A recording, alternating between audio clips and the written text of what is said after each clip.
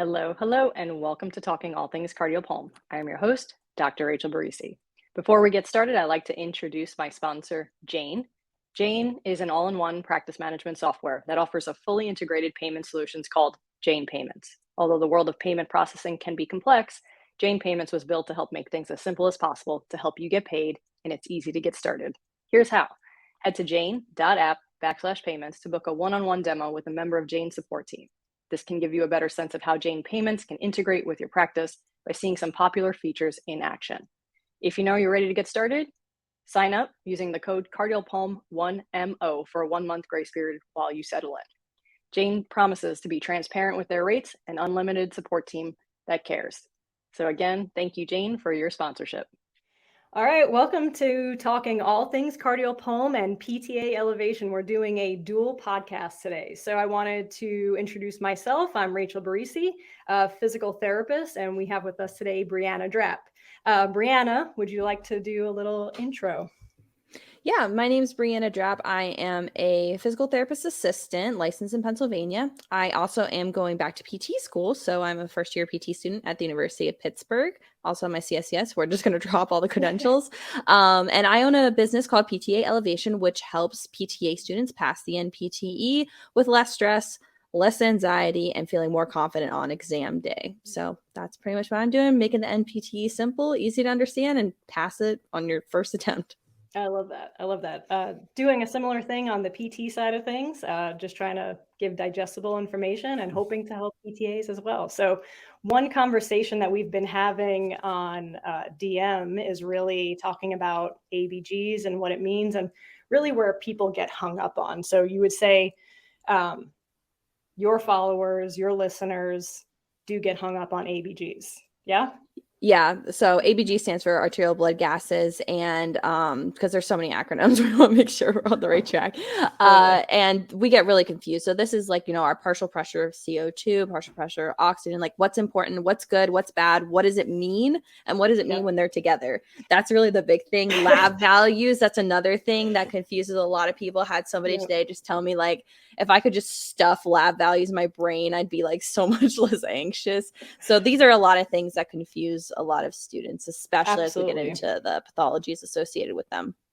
Absolutely. I do want to put a plug in for the acute care section. So acute care section just put out their new set of lab value manual. So take a look at that. Go to the acute care APTA section. They have a new lab manual that you can look at, digest, and take out all the important information. But we're going to talk a little bit about arterial blood gases. And so the first thing I really just want to kind of put out there is why we are looking at ABGs. Like, when are we going to see ABGs in clinic? So typically when an arterial blood gas is drawn, the patient's typically in the ICU setting, potentially in the emergency department. There's something acute going on. And so what they're doing is assessing if the person is hypoxemic, so they have oxygen saturation problems, maybe a problem with alveolar ventilation where they're literally not having good gas exchange. So that's usually the main thing, right? Your person comes in and they're short of breath potentially, their SpO2 is tanked, likely an ABG is going to be drawn. And then from that ABG, we really are looking at two big pieces. One, are they hypoxemic? And that's really the only time you look at oxygen. That's what it tells you. If you have a PaO2, a partial pressure oxygen, less than 80, then we consider that hypoxemic. When we're usually around less than 60, that's when the person is considered to be in respiratory failure. Outside of that parameter, oxygen actually isn't the main thing that we look at. So when we're looking at ABGs, what they're trying to figure out is the person in acidosis or alkalosis. So that's step one. And then the second part of that is what's causing the problem. So you can be in respiratory acidosis or alkalosis, or you can be in metabolic acidosis or alkalosis. So if you are trying to assess ABGs on a test question, typically what they'll do is they'll give you the normal ABG parameters, which are pH, partial pressure CO2, oxygen, and bicarbonate. When you're trying to figure out acidosis versus alkalosis, you can kind of eliminate oxygen from the the series, because the only thing oxygen is telling you is if the person is hypoxemic, normal, and in some cases hyperoxemic. What they're really asking is acidosis versus alkalosis. So people get really tripped up on this, but after many attempts of trying to learn this, in PT school, out in clinic, you see ABGs quite a bit. It wasn't until after my residency when I started teaching ABGs that I really was able to break this down into simple form. So first things first, you always check pH. So you have your pH, your partial pressure CO2, and your bicarbonate. Let's go through the ranges first, I guess would be the easiest thing.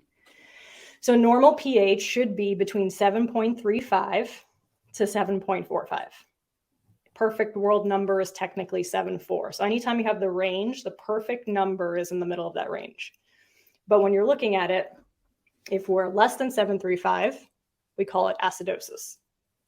If it's greater than 7.45, we call it alkalosis. So the first thing you do when you name an ABG is look at the pH and determine, is it acidosis or alkalosis?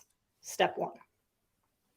Step two is figuring out who is causing the problem. So I like to call it the problem child. Who's the problem child? Who's making the pH acidotic or alkalotic? So then what you do is you look at the partial pressure CO2. Partial pressure CO2 range is 35 to 45. So the easy way to remember that is it's the same as pH, just drop the 7. So less things to memorize. Same thing, perfect world CO2 is 40, just mid-range. CO2 is considered the respiratory parameter. So, and it's acidic. In nature, CO2 is acidic. So if we have a range from 35 to 45, if we have high CO2, I name it acid. If you have low CO2, less than 35, name it, call it basic.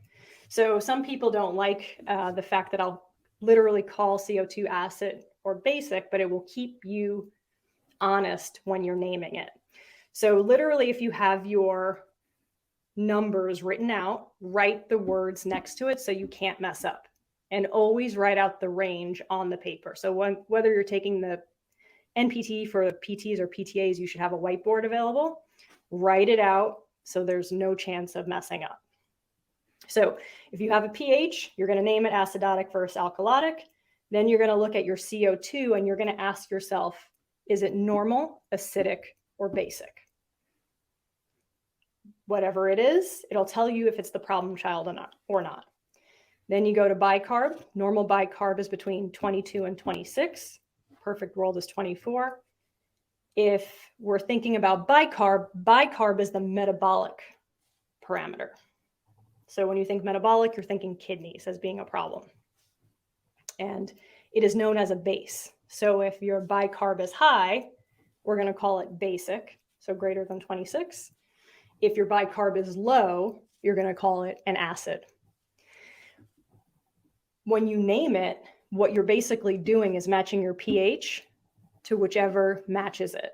So if your CO2 is high and it's acidic and your pH is acidic, well, now you're going to name it respiratory acidosis.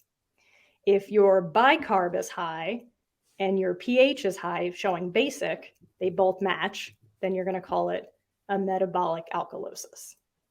So when they match, they name. So always check the stage first. Name it acidosis versus alkalosis. And then part two is figure out who's causing the problem. Who's moving the pH? And you're good. If you write it out, you're going to be set. How do you feel about that? I needed this in cardiopalm. that's what I needed. No, this is amazing because it's just a simple, recipe. Like the boards, when it asks questions, they don't really go into all that weird, like partially compensated, uncompensated, all of this other stuff, even though we know it's connected. We know if we want to get into technicalities, but they're pretty black and white. They're like, if pH is high and then, partial pressure of CO2 is high and bicarb's normal, then it's going to be respiratory acidosis, right? Correct. Oh no, well, I said pH should be low for that. It'd be alkalosis, right? Yes, Yeah. it would be. Hold on, wait, I have to flip the numbers around. We can edit that out if we have to. See, look, I even get confused. Write it down. Write it out. Write it down. I'm doing it on my thing, so I'm going to write it out right now. So if we have low pH. Yep. And then we have high PaCO2. Respiratory acidosis. Respiratory acidosis because if bicarb is normal, because they're going to have it as bicarb Correct. normal to make sure they're not throwing you off. So Correct. bicarb normal. So we'll talk about that in a second, but I Mhm. wanted to do like an example so that the numbers, because hearing it is sometimes hard without seeing the numbers in front of you. Mhm. But basically, when you're writing it down, always match it. Just play the matching game. It's just a puzzle. It's a fun puzzle if you can nerd out with it and enjoy the process versus like freaking out that you have an ABG in front of you.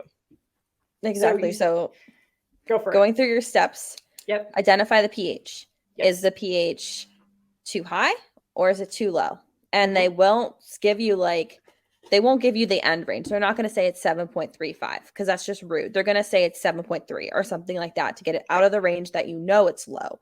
So no need to worry about that. I know there's a lot of sources out there that get confused. Like even my bicarb numbers for school were different. You're telling me it's 22 to 26. That's what the Score Builders textbook says. That's what Therapy Ed says. That's what I've seen on the boards. I'm sticking with that. Screw whatever my school says. I already passed those classes.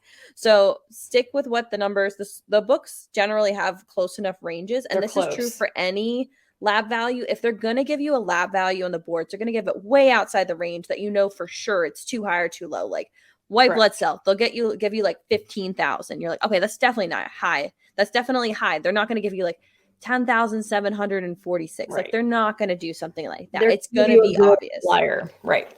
100%. 100%. So first identify pH, see if it's high or low. Then see is which one's out of whack, which one's not in the normal range. Is it bicarb or is it partial pressure of CO2? And bicarb will be written as what? CO3 minus? Yep. Correct? HCO3 minus. HCO3 minus. Yep. Forgot the H. HCO3 minus. I had to take chemistry, guys.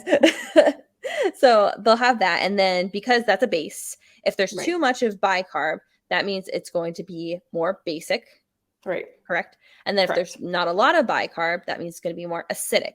And if it's bicarb out of whack, then it's going to be metabolic, whatever. Something. Whatever matches the pH. That's the key. Correct. Has to match the pH.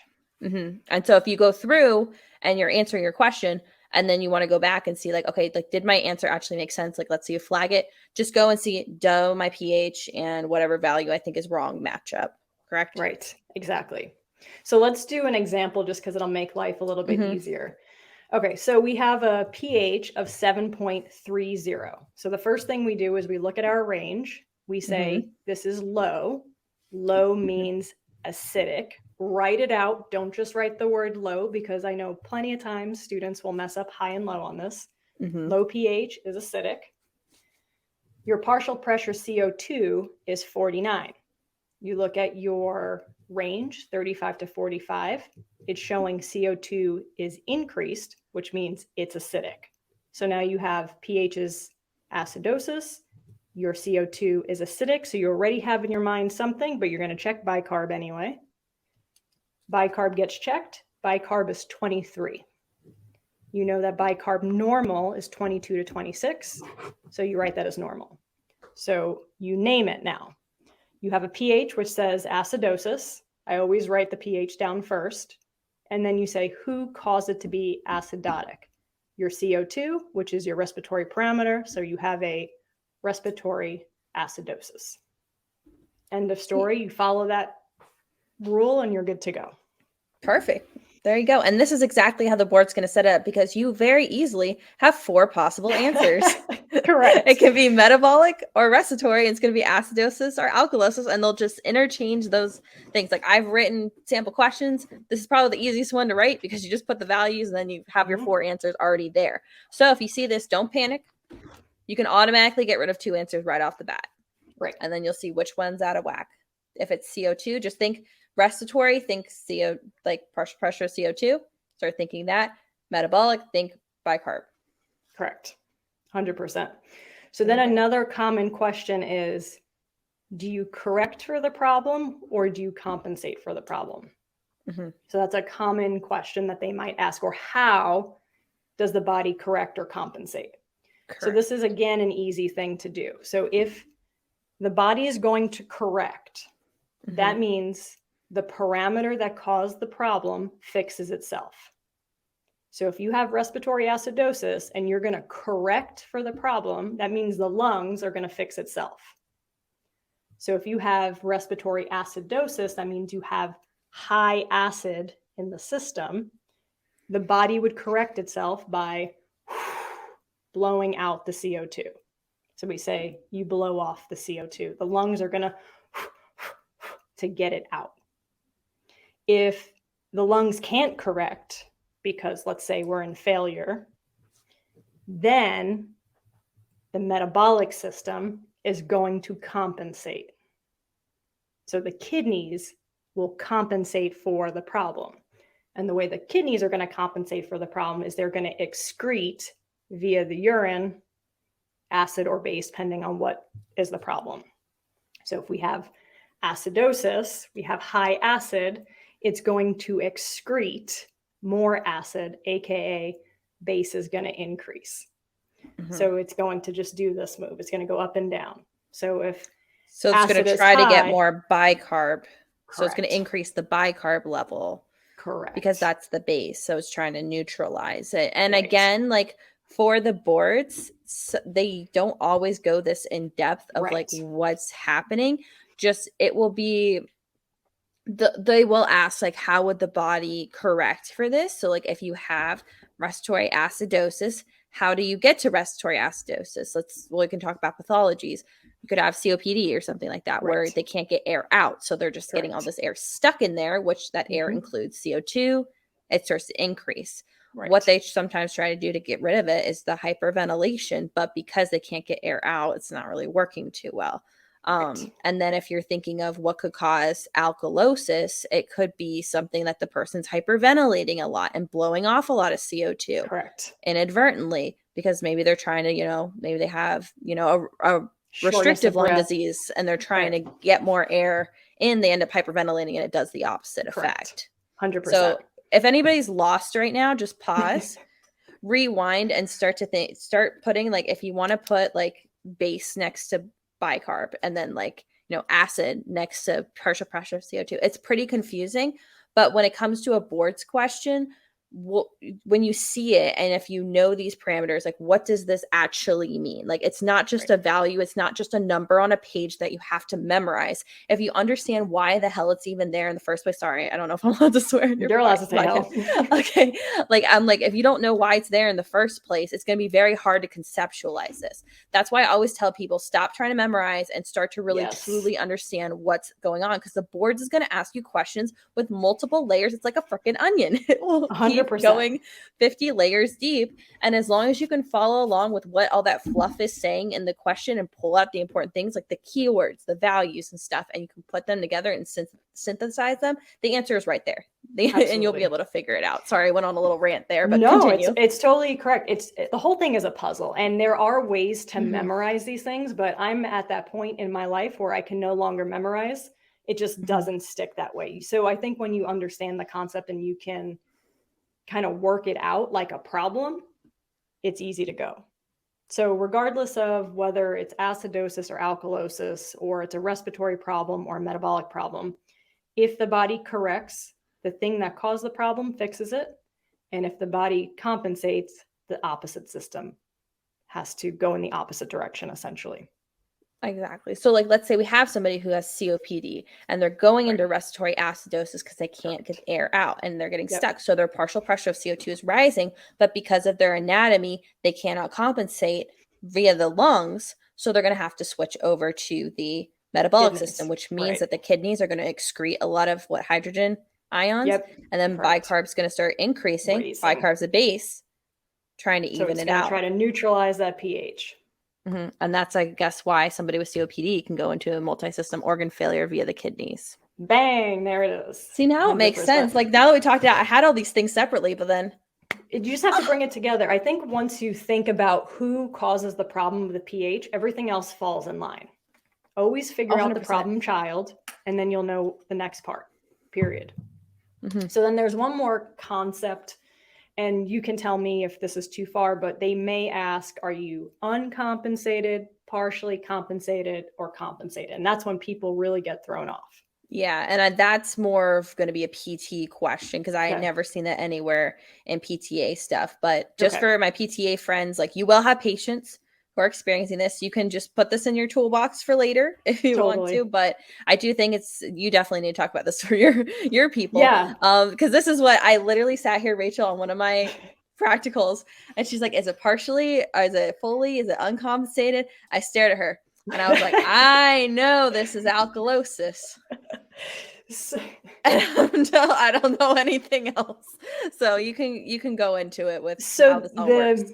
So everything that we talked about so far, where the opposite system hasn't helped, where the opposite system shows normal, you're uncompensated. So if you have an abnormal pH and you have a problem child that's clearly out of whack, and the opposite system, the compensator, hasn't moved, you're uncompensated.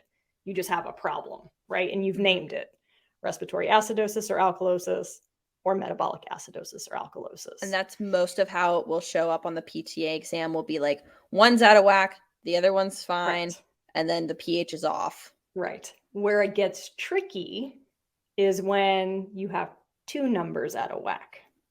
And so the same rules apply. If you can look at the pH first, determine if it's acidosis, alkalosis, and then look for your problem child, you're going to be good, even though both numbers are out of whack, because you understand the concept now. So essentially what happens is exactly what Brianna described before. You have the patient who has COPD, they're in respiratory acidosis, their body cannot correct for the problem, so their kidneys kick in and they excrete more acid, aka hydrogen, so their base starts to rise. And that's what's going to even out your pH. So when you're fully compensated, what you see is a normal pH. Your original problem child is still out of whack. And then you're going to see the compensator also out of whack in the opposite direction. So your base starts to rise to correct for the acidosis. So you would have, in the example we're talking about, partial pressure of CO2 would be 49, like we still talked about. And then you would have the bicarb also being high at like 30. So if it's completely uncompensated, you see them go in the same direction and then the pH is normal. So the pH will be in the range, right? So this is where understanding the concept works. So if you started in respiratory acidosis and your pH is now normal, let's say it went from 7.30, like we had before in our example, now it might be 7.35. So it's still leaning. It's at the end range of normal. But towards acid. Yeah. So whoever is acidic in your problem is still your problem child. And then when you see that base out of whack, that's your compensator. Does that make sense? Yeah. But so like when we chatted about this before, we were talking about like the ones out of whack. How do you know which one's causing the problem? You have to look at that pH first.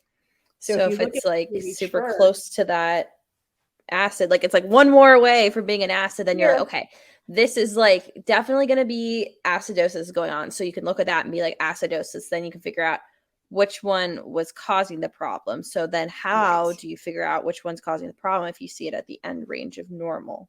Because it's still close to the acid. So the way I write it on my paper is normal, but near acidic. So then you look for who is acidic. Which value is acidic? Is it your CO2 or your bicarb? And then you've named it, right? And then you can find out who's compensating for the issue in the opposite direction. And then if it's in the range, it would be fully compensated. And then if it's like getting close but not quite, it would be partially compensated. If it was 734, partially compensated, but both numbers are out of whack. Does that make sense? That makes sense. See, I needed this before my practical. I'm going to give this to the next class of students. Be like, just watch this before you go into your cardio pulm final. 100%. The thing is all you have to do is look at the pH. If you look at the parameters first, you're going to be out of whack. You'll figure it out when you have a normal. But once you have two numbers out of line, then you're stuck if you don't think about the pH as the first part. So always check your pH, determine if it's normal, acidotic, or alkalotic. And if it's leaning towards one side, note it. And then name your other two. And just be super black and white about it. Say acid, acid, normal. Acid, acid, base.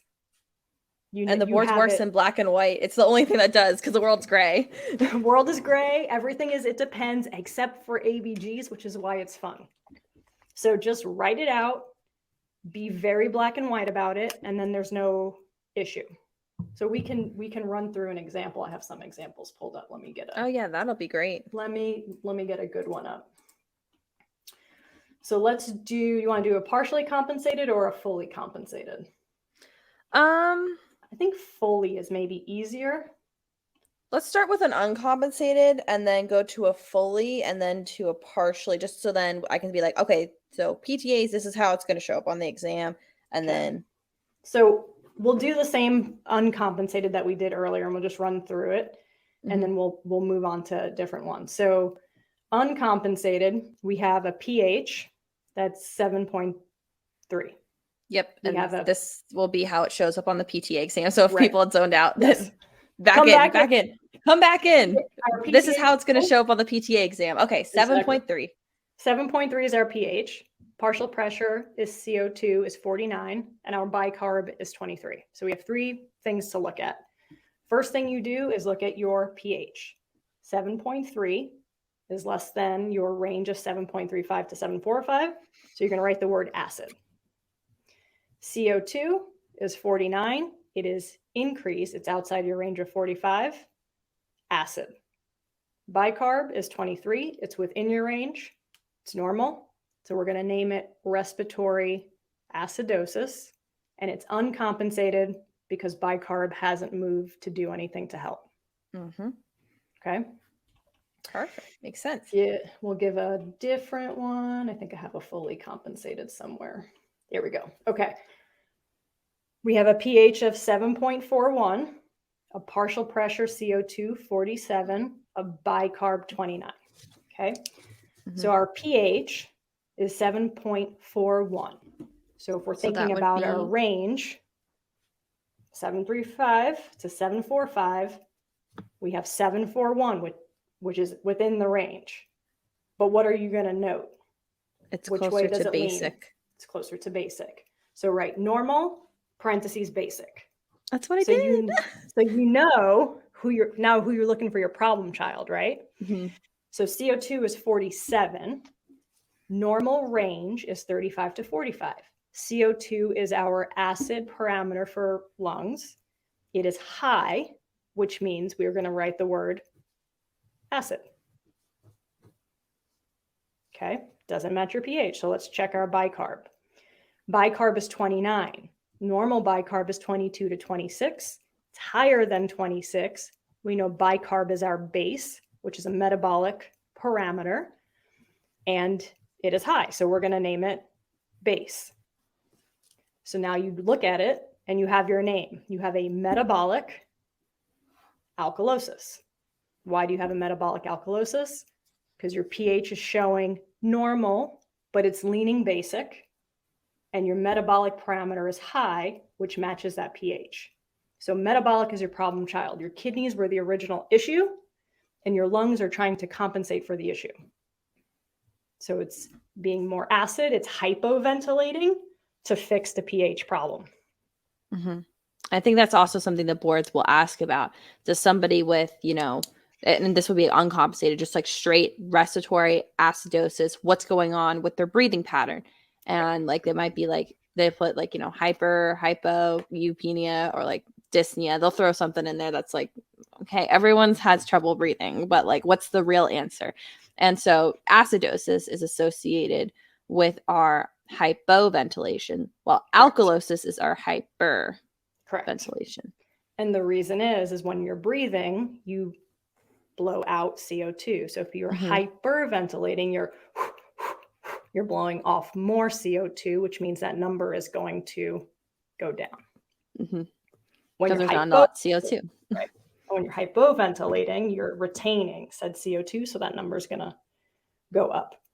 On the other end of the spectrum, your kidneys, it's all about what's excreting. So you can say you're excreting more base or retaining more acid. So always have both of those verbiage side by side, because it could be asked either way, if that makes sense. Makes sense base, to me. retain acid. It's the same thing. It's just showing which is doing what. Where's bicarb going? Is it going up or down? If it's going up, it's basic. Going down, Exactly. it's acidic. All right, let's do one more, Mm-hmm. and then I think we've hit it. I think All so right, too. let's do a partially compensated. So this is like the middle of the road deal. Okay.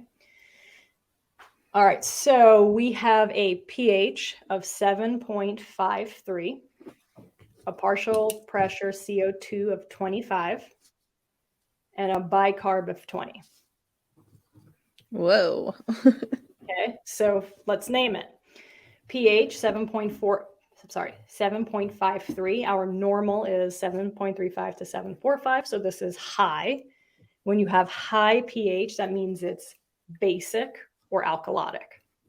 And this is outside of that norm. So it's true alkalosis. Your CO2 is 25. Normal CO2 is 35 to 45. So it's low. What does it mean when CO2 is low? What are we going to name it? We're going to name it basic.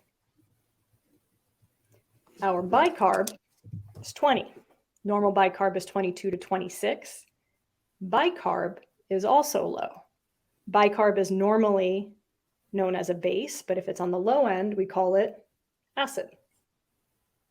So then you line them up, right? Who is matching the pH? Who is causing the issue? Who's your problem child? Your problem child is CO2, your lungs. So you have a respiratory alkalosis. But because both parameters are outside of normal, you're partially compensated, because what it's telling you is bicarb is trying to fix it. Bicarb is trying to compensate. It just hasn't accomplished it yet. So what I actually like in clinic is that when you see ABGs, you actually see the trend. So you watch the change happen over time versus just having this random set of numbers. But what you do need to realize is that you're going to see change as they're medically assisting the person and as the body is trying to correct or compensate. Mm-hmm. And it's usually associated with how much oxygen they're on, what setting they're in. So just watch it change over time. On the boards, you don't have that opportunity. You just go one snapshot, which is what an ABG you're like, oh man, what's going on? What's going on? Figure it out. So I think this is fun. It's just a puzzle. Always start with the pH, then find your problem child. You'll have your name, and then you can decide whether you're uncompensated, partially compensated, or fully compensated. Wow. That was so much help. That was helpful. I think that my people will find it helpful. I'm sure your people will find it helpful as well. Like, I think that this is amazing. Rachel can be found everywhere. If you type in all things cardiopulm, she is there. Her website and everything. All the things. Instagram, the website. I'm officially on Twitter. That's new. Oh man, I don't even think I have a Twitter. I feel old. I'm like, how do I work this thing? I'm learning.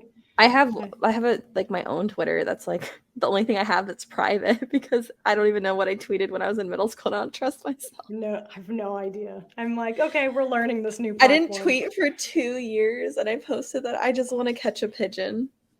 And that was and then I'm gonna leave it. I'm not gonna post for another 2 years. But no, PTA elevation stuff is on Instagram, YouTube. We got Facebook page, it's PTA board study group. Oh, what else do I have? Tell me the name of your YouTube channel. It's just PTA elevation. Okay, so pretty consistent across the board. Pretty consistent. Look for me anywhere. Podcast is PTA elevation. Some of you guys are listening to it on right now, and you're like, oh, hello, hi. It's like Inception. So anyone who's studying for their PTA and PTE, look for PTA Elevation from Brianna Drapp. She's got tons of content for you, lots of lives on the daily. Always be on the lookout. There's lots. All right, it's a good time. You got anything else? I mean, I don't think so. I just think that follow you for help because this helped me so much. I'm definitely gonna share this with everybody. This is helpful. Thank you so much for your time, first of all. Thank you too. Appreciate being here. And the big thing about the PTA versus PT stuff is PT is going to be more examination techniques, like, chest wall expansion, determining like what's appropriate for the patient. And then PTA stuff is going to be interventions. What are we doing? Are we doing pursed lip breathing, diaphragmatic breathing, segmental? What's going on? So if you can understand that sort of difference in things, don't get too overwhelmed, especially with PTAs. There's a lot of PT stuff out there, not as much PTA. If you're seeing a lot of evaluation and examination techniques and assessment stuff, that's going to be more PT questions. But if it's like breathing techniques, pacing, exercise, interventions, that is 100% your thing. So look at that for sure. So, and that's really the main difference that I've noticed so far. Just want to throw that in there before we wrapped it up. I think that's good. I think that's a good send off. All right. If you have any questions, reach out to All Things Cardiopulm or PTA Elevation. And I hope you all have a wonderful day. And whatever you have to do, get after it. All right. I hope that was helpful for you. I know ABGs can be a sticking point. A lot of people get overwhelmed with the concepts and learning and memorizing up and down. Stop memorizing. Just understand the concepts. And if you need more than what we provided here today, check out my website, www.allthingscardiopulm.com. I have a number of MPT prep courses ready for you, quick and dirty facts, especially ABG. So if you need more of a visual cue, if you want more examples, head to my website, check out MPT prep course. There's a bundle where you can get all of the recordings for $200. And if you just need some specific topics, pick the one that you want and get started. So I hope that was helpful for you. And hope you have a wonderful day. Whatever you have to do, I get after it.